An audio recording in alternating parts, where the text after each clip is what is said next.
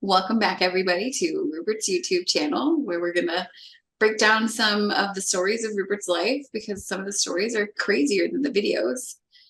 And you guys get to watch videos of Rupert during his fat period, throwing things on the ground.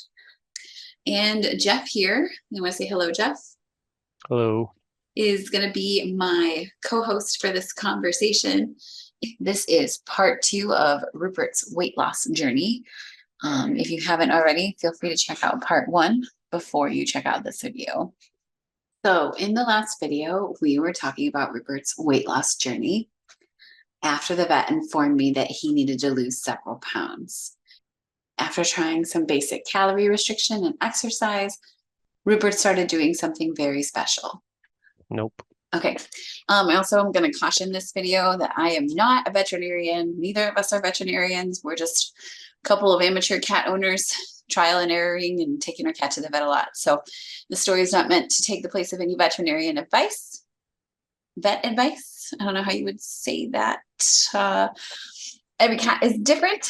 So if you have experienced some of these issues, please take your cat to the vet and don't rely on my video and get mad at me because what we ended up doing works or not works. So somehow we ended up with a cat that started vomiting frequently, like a few times a week. And he also started experiencing some diarrhea.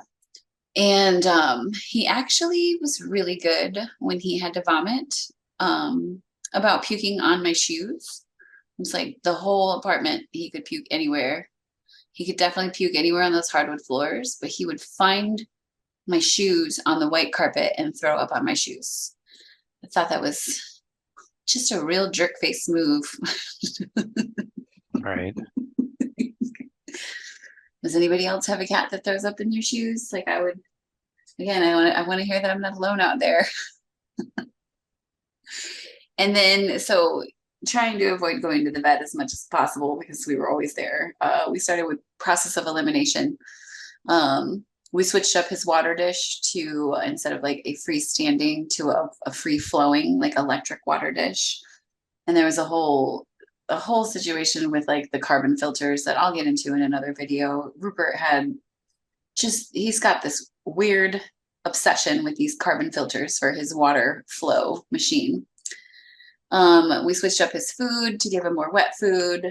We were going with like Fancy Feast all meat products. If anybody was wondering what we were trying, we would clean his bowl out more regularly just to try to like if cleanliness was about it instead of like the amateurs that we were stacking new food over the old food and not cleaning it out after every feeding, which just like looking back is kind of stupid that we did it that way.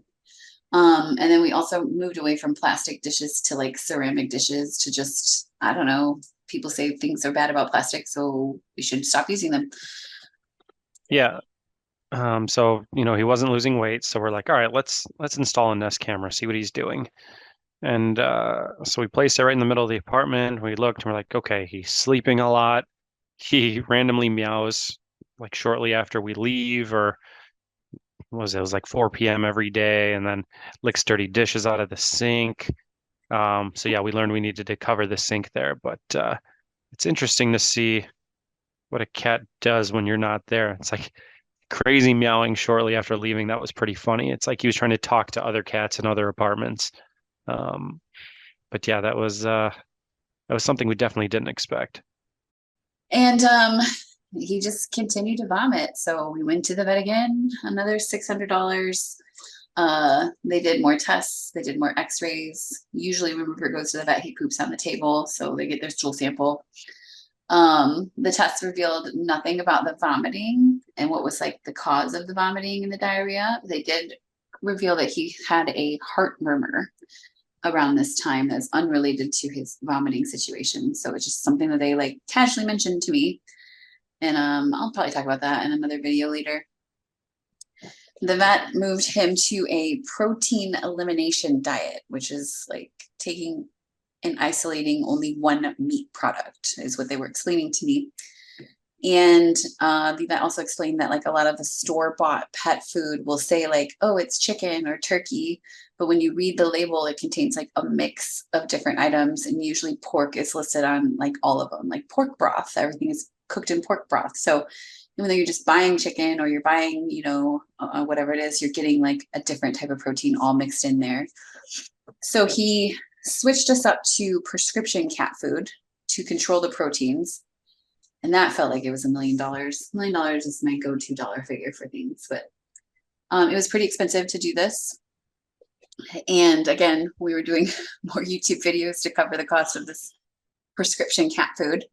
Again, thanks for watching the ads, guys. You helped us out in this time when everything was very expensive.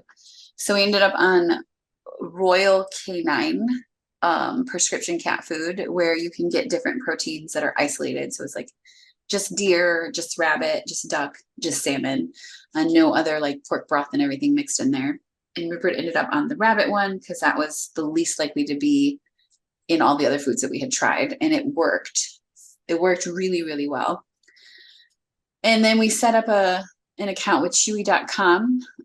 If you guys aren't aware, Chewy.com can get you your prescriptions for cheaper. They don't sponsor my video, but yo, Chewy, if you want to throw me some coupons, I'm all about those coops, babe.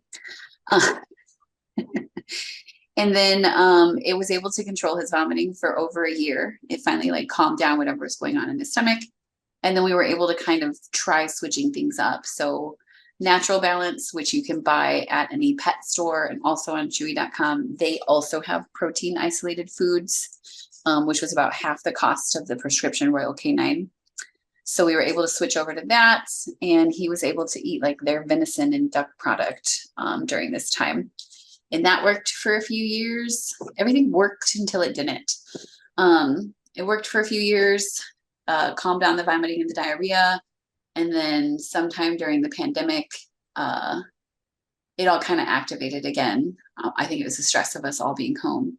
So we switched back to the prescription cat food, and then that would control it for a little bit. And it's just a lot of like trial and error. This is like a long video of me explaining trial and error. And then Rupert finally ended up at a healthy weight, whether it was from diet and exercise or vomit and diarrhea. Either way, goal was met. After we made this video and told the story, I realized it's really a disappointing end to a weight loss journey. I really wanted it to be a story of a weight loss triumph instead of weight loss through a health condition, but Rupert doesn't do what you want him to do. He does what he does. Cue up Kaylee's song. Rupert Cat, Rupert Cat, he's there, he's already freaking there. Rupert Cat, Rupert Cat, he's there, he's already freaking there. Rupert Cat, he's there, he's already freaking there.